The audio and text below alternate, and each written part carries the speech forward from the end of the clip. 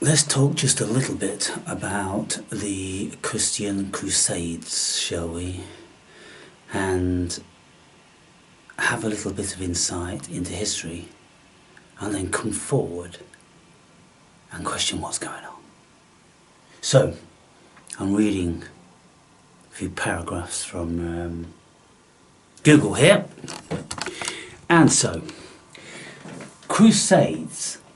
Military expeditions beginning in late 11th century that were organised by Western European Christians in response to centuries of Muslim wars of expansion.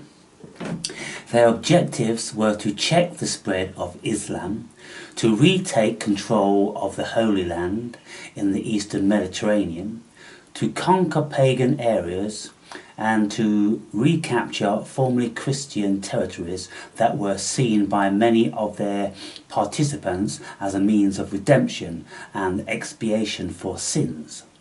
Between 1095, when the First Crusade was launched, and 1291, when the Latin Christians were finally expelled from their kingdom in Syria, there were numerous expeditions to the Holy Land, to Spain, and even to the Baltic.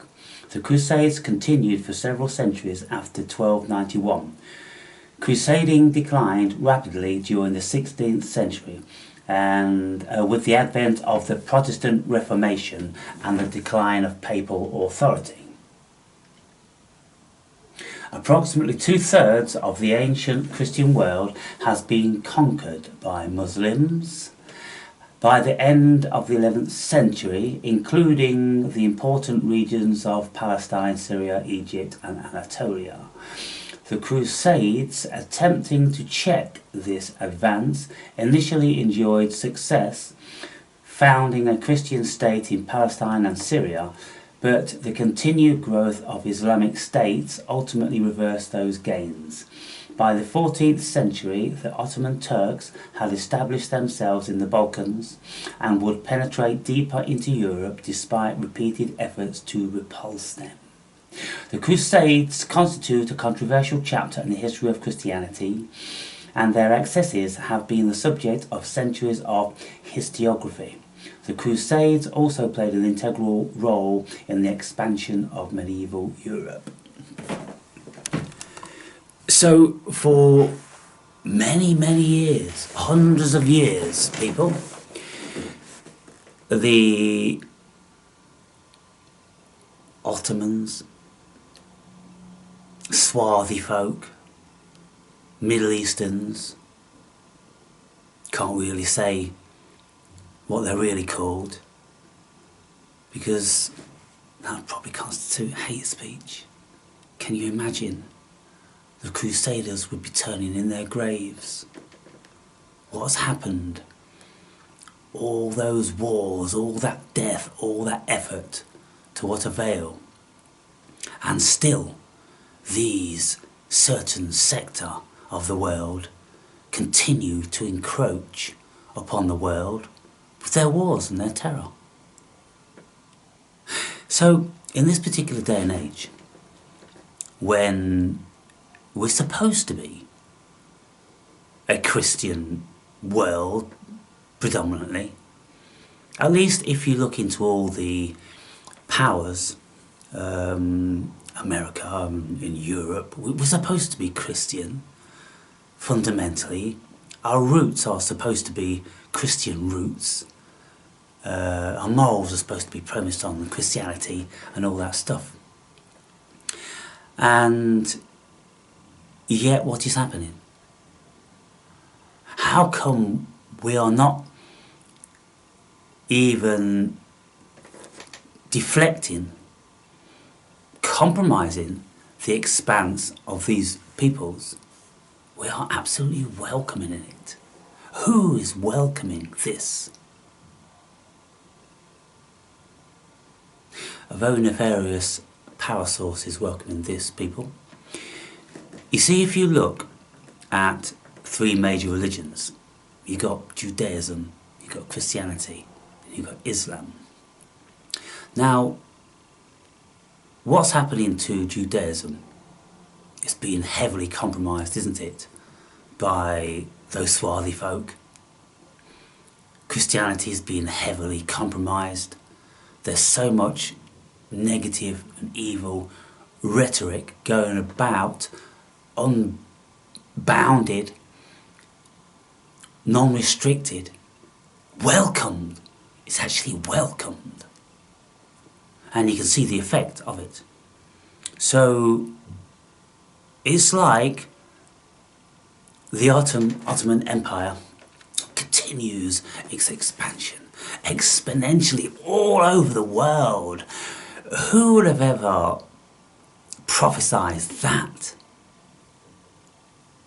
All these leaders of Europe and the Middle East through 1,000 years, who would have ever prophesied, envisioned that there'd be a certain power on the globe which would enable that small sect, relatively small sect, to become dominant? When they profess they're absolutely going to be dominant and they are going to crush all other creeds, religions and ideologies. And so when we look now, we can see that these swarthy folk are very, very serious about their objectives. Whereas the Christians, they're all soft, little soft white hands, weedy folk they are, no courage, no strength, no personal individual power, nothing. Turning the other cheek. Turning the other cheek. Must be God's will. Who's God? Seems like there's at least two gods going to be battling it out. Allah, Jehovah, Yahweh, Satan, three gods. What part is Satan going to play? Maybe Satan's just joyous at the demise of whatever side, because he hates them all. So it's working for him. What about the you-know-whos? Well, they're going to be joyous at the demise of the other two sects. So it's working for them, isn't it? So we can see that there's a curious thing going on. You've got these conflicts going on, potential conflicts. Maybe there won't be any conflicts at all. Maybe it will just be a complete pushover. You know, there was a time, people, and this was only like 10 years ago, all across the internet, the you-know-whos were responsible for everything. And so I asked the question, well, if the you-know-whos were so powerful, and they own everything and everybody, and all the resources and all the lands and everything like that, well, who's allowing this to happen? Seems to me if the you-know-whos own everything, have got all the power, all the banks, all the money, all the military power, which they do have, well, they must be allowing it to happen then. They must be promoting it to happen, because it's working for them when the Christian sector of the world is being heavily compromised. I think that this is just the first wave. You see, they are allowing, you see, this is what the you-know-whos do. They always use someone else to do their dirty work. And so the you-know-whos have infiltrated all the governments around the world. And so it is them who is opening the borders. Of course it is. So allowing your arch enemies to do that. I mean, of course, the swarthy folk, they are the enemies of the you-know-whos and the Christians. And the Christians are the enemies also of the you-know-whos. So the you-know-whos are using the swarthy folk to infiltrate and suppress the Christians. And so we can see, wow, that's clever. That's pretty clever shit. Who's pointing the finger at the you-know-whos, saying that they're the ones to blame? I'm the only one that's saying this. See if you can find anyone else on the whole of the internet which is looking just a few steps further and seeing what's the source of this. Everyone's going, oh, all these swarthy folks coming into our country, our politicians are letting them in. No. Forget the politicians. Forget those puppets. Look beyond that. Oh, well, I mean, it's the European Union. It's all those bigwigs that... No. Go bigger. Go bigger than that. Or bigger than the European Union. Yeah. Bigger than America. Bigger than Russia. Bigger than all of them. Yeah, bigger. The ones that own the globe. Yeah, it is the you-know-whos. It's been the you-know-whos for a long time. So they, if you read their books like the Talmud, then you can see very, very clearly how they work. And you can see that they always use others to do their dirty work. And that way they can never be blamed, you see. And so that's what they're doing. They are allowing the expansion of the Ottoman Empire, that variety of Middle Eastern person, to infiltrate the whole world, to break down the massive stronghold of Christendom and all the societies which have been built on Christendom. The you-know-whos want that dismantled. And then, when it's been dismantled, then you've got the swarthy folk, which are starting to think that, oh, they're in a position of power. Of course they're not. They're no more in a position of power than anybody else outside of the you-know-whos at this moment in time. They're all being played. Swarthy folk are being played against Christians. And so you got a little bit of a fracas over in Israel at this moment in time, and people are going, oh, look at the you-know-whos, look at what they're doing to these swarthy folk. Well, I'm pretty sure that they are the promoters of that thing themselves. Because the powers that be are bigger than Israel, people. They're bigger than the Jewish nation. They are global, and they don't really pertain to the Jewish nation as a whole. You know they don't. If you look into the roots of these powerful manipulators, then they are not what we'd call the average Jew. They are a sect unto themselves, and they don't care about the average Jew no more than they do anybody else. They care about their design, about their objective. That's what they care about, and they're going to use all the powers at their disposal to achieve their objective. So what I foresee at this moment in time is that, of course, we're going to have this influx, and it's going to go on another 10 years until there are civil unrest, and there's a massive kickback and this, that, and the other. And then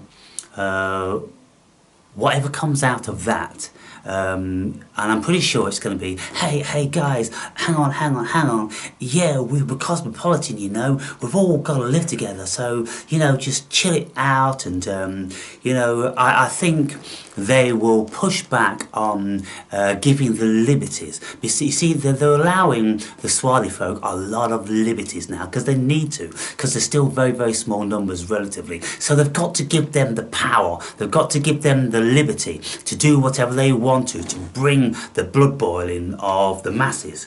But by the time there's been so many of them come in, it's going to be, hey, let's call a truce on this, and maybe there's been lots of deaths on both sides, all this thing. Then the you-know-whos are going to be coming in again as the peacekeepers. And I think the next stage is, once the balls has been broken with Christendom, and still, the swarthy folks' religion is still pretty well a minority in these regions, then they will bring in more austerity to suppress both of them. But the need to break the balls on the Western autonomy of Christendom, that's what they need to do. Do it in America, do it in Europe. They've got to do that, because if you look into what the you-know-whos want, ultimately, it's one religion. Whose religion do you think that's going to be? It's a no-brainer, really, isn't it? So it isn't Christianity, and it isn't Islam. And so if we look maybe 50 years into the future, then I think what you'll find is that these pesky fractalized religions been spread weekly all over the world, and they've had their balls broken, and people now they just don't want any more of this conflict, and so they're going to be open to some sort of compromise. If indeed the nature of the swarthy folk can be compromised, or whether it's going to need to be an all-out war in that direction, because if you look at the past, they are non-compromising. They never ever have been compromising because of their fanaticism. You see, Christians, they're very liberal and they are open to compromise, and that's going to be their downfall, because one side isn't prepared to compromise, so they're going to take more ground, more ground, more ground. And if you listen to these people, it's very plain what their objective is: to absolutely take over and to have the world come under their yoke. Well, the you-know-whos have been at this game a lot longer than them, and so at some stage they're going to step in big time, because they ain't going to be standing for it. So, see if you can piece this together, what I've said. See what you feel about it, what you think about it, do you know about it? But if, by any stroke of genius, you get compelled to comment, you have to be very, very stealthy about what you say in relation to this. You can't say what these swarthy folk are generally called. You can't say that, because these words are flagged, and your comment will just disappear. So if you're going to say the M word, then just say M and blah blah blah blah blah with the S on the end. Put all different sorts of anagrams and all different forward slashes and this, that and the other. Just make a whole word up beginning with M and ending with S, and then we'll know what you mean. And the you-know-whos, you call them the you-know-whos. It doesn't matter what you say about Christians. You can call Christians all the cons under the sun. Nobody cares. Nobody cares about that. You can blaspheme Jesus, Yahweh, Jehovah until the cows come home. Nobody cares. Christians don't care, and most certainly the you-know-whos and the swarthy folk don't care. In actual fact, it's all very, very beneficial to them. And so you can see them. Who are going to be the fall guys, because they're the weakest. And so the battle is well afoot, people. It's been raging for 1,000 years, 2,000 years probably, 10,000 years, who knows. But yeah, it's going to get pretty messy, I think. And so sit back and watch the show. And for those of you that are going to be around in 10 years' time, I wonder if we can reflect back on a conversation such as this and thinking like, wow, yeah, that was a bit of a vision, that was a prophecy. Because if you know a little bit about history, people, then you can see what certain sectors have been doing on the globe, for a long, long time. And you can see the machinations of war, but also you see, you've got to be clever, because many things, wars and policies are implemented which may look like they're going to benefit someone at some stage, but ultimately they're not. It's just a ruse, it's just a deflection, it's a distraction, and it just fools the vast majority of people. But I'm not being fooled by what's going on here, and I wonder if any of you are not being fooled either.